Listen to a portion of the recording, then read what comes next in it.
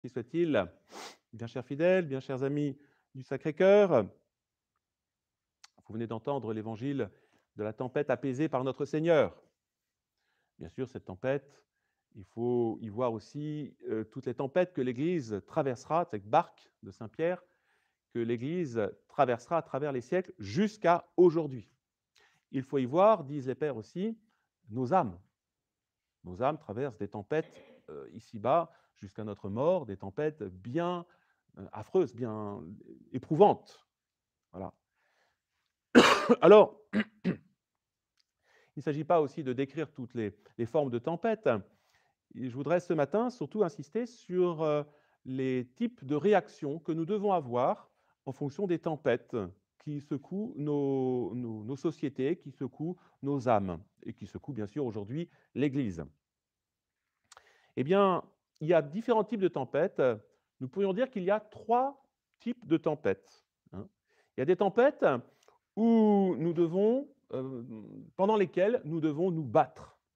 Voilà, nous battre particulièrement. Il y a d'autres tempêtes où, au contraire, nous devons nous cacher. Et puis enfin, il y a des tempêtes où, là, d'une façon un peu différente, nous devons tenir ferme, persévérer. Alors, la première, celle où nous devons nous battre. Eh bien, c'est lorsque, par exemple, nous avons des tentations. Nous sommes des hommes, nous portons même baptisé le péché, les conséquences du péché originel. Nous avons donc une nature pécheresse, et donc nous devons résister, nous devons nous battre. Malheur à l'homme qui ne se bat pas. Tous les jours, nous devons reprendre nos résolutions, nous devons nous reprendre, remonter, comme notre Seigneur nous l'a montré au chemin de croix, nous devons nous redresser. Et nous devons, par exemple, même aussi résister, nous battre lorsque nous tombons malades. Nous devons chercher la guérison. Un malade qui se laisse mourir, bien sûr, sauf s'il n'y a absolument aucun espoir et qu'il a bien vécu, mais nous devons faire autant que possible pour retrouver la santé. Et c'est ainsi, par exemple, aussi que le roi David a connu une épreuve bien particulière. Vous savez qu'il avait eu avec Bethsabée, un enfant de façon illégitime. Et Dieu va déclarer à David qu'il va perdre son enfant. Alors, le roi David va justement se battre. Il va prier pour que Dieu guérisse son fils. Eh bien, l'enfant va tout de même mourir. Et lorsque l'enfant fut mort, eh bien, David se leva, dit l'Évangile, dit l'Écriture, et il se lava. Alors, ses conseillers étaient un peu étonnés de cette attitude un peu froide. Et il répondit que tant que l'enfant était en vie, il pouvait espérer et prier pour la guérison de cet enfant. Mais lorsque la mort arriva, eh bien, il se résigna à la mort. Voilà. Donc, il faut combattre, je dirais, tant qu'il y a de la vie, mais quand la vie est partie, eh bien, il faut se résigner à cela. Il faut combattre je dirais, à la défaite éventuelle. Et si défaite ou si victoire il y a, eh bien, il faut s'y résigner. Donc voilà, c'est dans ce sens-là, mes chers frères, que nous devons apprendre à nous battre. Et on le voit aujourd'hui aussi dans la crise que nous connaissons, crise sociale, crise morale, crise de la foi, crise de l'Église. Eh bien, nous devons nous battre jusqu'au terme de cette crise. Et tant qu'il y a de la vie, tant qu'il y a de la vie, il y a de l'espoir. Nous devons espérer, comme Monseigneur Vigano, la conversion des modernistes. Nous devons espérer que la France reviendra à ses origines chrétiennes, catholiques. Nous devons l'espérer. Nous ne devons jamais baisser les bras. Nous devons donc nous battre. Et nous ne devons pas justement faire comme cette attitude de certains qui se résignent à cette situation-là. Vous comprenez, maintenant, les choses sont faites. Maintenant, on ne peut plus rien. Maintenant, notre congrégation, elle est dans la voie ainsi, c'est ainsi depuis des années, nous ne pouvons plus rien faire. Bien cher frère, il y a un péché en ce sens-là. Voilà. Il y a une faute de paresse, une faute de négligence, une faute d'espérance.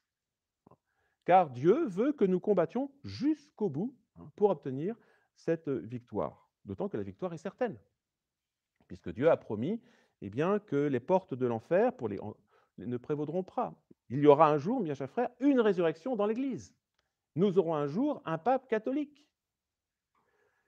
Et donc, nous ne devons pas nous résigner à nous rallier, à faire des compromis avec eh bien, l'ennemi.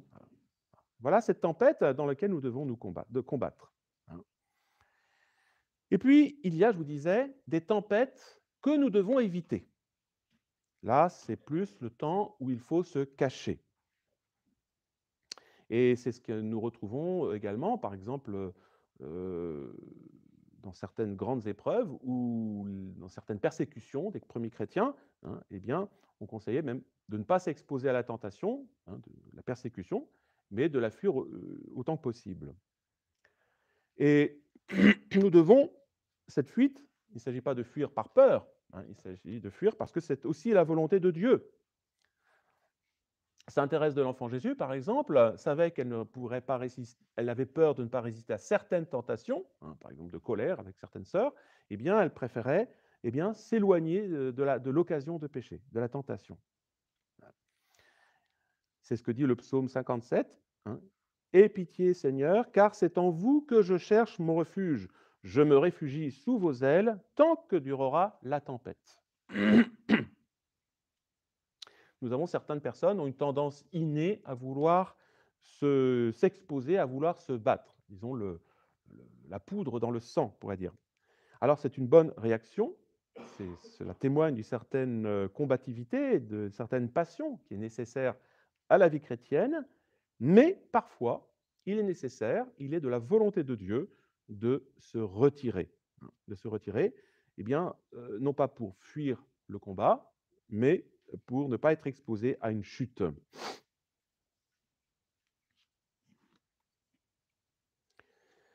Donc restons tranquilles, Dieu nous protégera le temps qu'il faudra, et ensuite, eh bien, peut-être qu'il nous remettra bien dans le cœur de la tempête.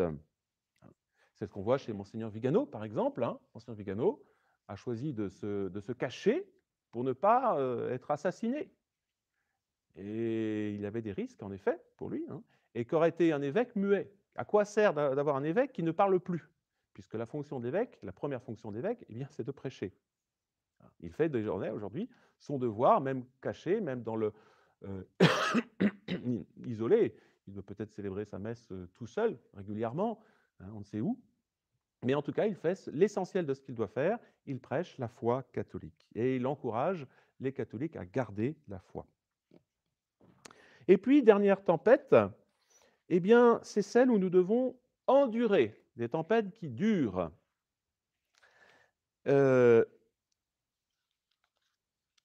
C'est ce qu'on voit dans certaines tempêtes qui sont arrivées, par exemple, à Saint-Paul.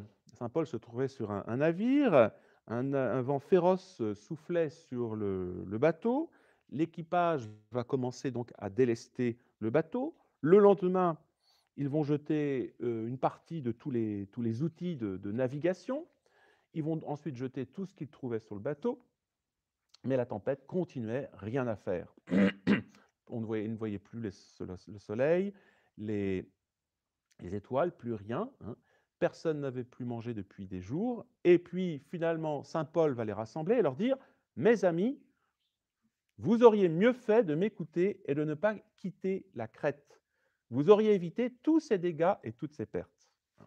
Mais, leur dit-il, reprenez courage, car aucun de vous ne périra. Seul le bateau sera perdu. Le bateau coulera, mais vous survivrez. » Et en effet, dans la nuit, un ange de Dieu lui avait révélé justement, en disant ceci, Paul, ne crains rien, il faut que tu comparaisses devant l'empereur, et Dieu t'accorde la vie sauve pour tous tes compagnons de voyage. Et donc notre Seigneur, vous voyez, nous apprend par là, hein, que, bien sûr, il faut essayer de calmer la tempête, mais la tempête ne se calme pas, et il a fait tout ce qu'il pouvait, hein, de façon humaine, il s'était battu de façon humaine, hein, mais là, hein, il n'y a plus de solution. Et là, Dieu va justement envoyer un ange pour lui dire, oui, le bateau, certes, coulera, mais vous serez tous sauvés. Alors évidemment, ce n'est pas une nouvelle extraordinaire, hein. Nous aurions vu plutôt les choses différemment. Nous aurions préféré que le bateau arrive à bon port et que tout le monde soit sauvé avec les cargaisons et le navire et les hommes. Eh bien, ce que nous apprend Dieu par là, hein, c'est qu'il y a des tempêtes qu'il faut endurer, il faut se délester de beaucoup de choses, d'amis, de choses humaines, de choses terrestres, et in fine, hein, si nous persévérons, si nous endurons dans cette tempête, eh bien, Dieu nous fera arriver à bon port. C'est ce que nous connaissons aujourd'hui, hein, la crise de l'Église. Nous voyons aujourd'hui que, puisque la crise touche la tête de l'Église, tout est en train de s'effondrer, les gens perdent le bon sens, les gens deviennent fous, les gens partent dans tous les sens, eh bien, il nous faut persévérer et tenir. Et un ange du Seigneur, c'est-à-dire des bons évêques, viendront nous dire, voilà, persévérez et vous obtiendrez ainsi la couronne de la vie éternelle. Pour nous, ce qui importe, mes chers frères, c'est d'arriver au terme. Et pas forcément de voir la fin de la crise de l'Église. Il y aura des gens parmi nous qui mourront avant d'avoir vu un saint pape. Et ce qui importe pour nous, mes chers frères, hein, c'est d'endurer patiemment toutes les épreuves de la vie, hein, pour arriver au terme de notre vie au ciel, voilà, là où Dieu veut notre bonheur, hein. Et pourquoi le bon Dieu permet-il toutes ces choses-là, hein, ces tempêtes humaines, sociales, ecclésiales, ces persécutions d'Église qui durent et qui durent? Concile Vatican II, ça fait désormais plus de 50 ans. Eh bien, parce que nous méritons. Nous méritons beaucoup de grâce. Nous apprennent ces tempêtes à faire plus confiance à Dieu, à notre Seigneur, à la Sainte Vierge Marie, vous voyez, aux structures humaines, qu'aux hommes.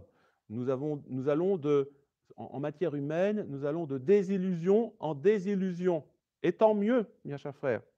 Cela nous permet de mettre notre confiance en Dieu et vraiment de réciter tous ces psaumes, toutes ces paroles de notre Seigneur, vraiment comme en les vivant, hein.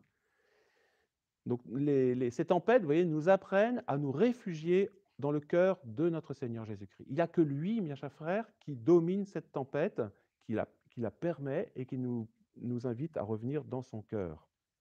Et puis aussi, ces tempêtes nous permettent de nous forger une volonté, des caractères. Seuls ceux qui tiennent aujourd'hui, eh bien, ce sont ceux qui le veulent, qui ne vivent plus au niveau de la sensibilité, de l'émotion, vous voyez, des choses éphémères. Ce sont ceux qui ont des volontés qui persévèrent sur le temps. Et cette volonté qui persévère, c'est la grâce de notre Seigneur qui est derrière. Voilà. Alors, bien chers frères, bien chers amis du Sacré-Cœur aussi, hein, vous voyez, c'est la grâce qu'il nous faut demander aujourd'hui, hein, cette grâce de tenir dans cette tempête qui dure, et puis bien sûr tenir personnellement, mais aussi, vous avez une mission d'aider les autres à tenir, hein. Si nous tenons, bien chers frères, eh bien d'autres tiendront. Si nous lâchons, comme le premier de cordée, eh bien d'autres lâcheront. Alors c'est la grâce qu'il nous faut demander à la Sainte Vierge Marie en ce dimanche, de tenir autant que Dieu le voudra, ainsi soit-il. Au nom du Père, du Fils et du Saint-Esprit.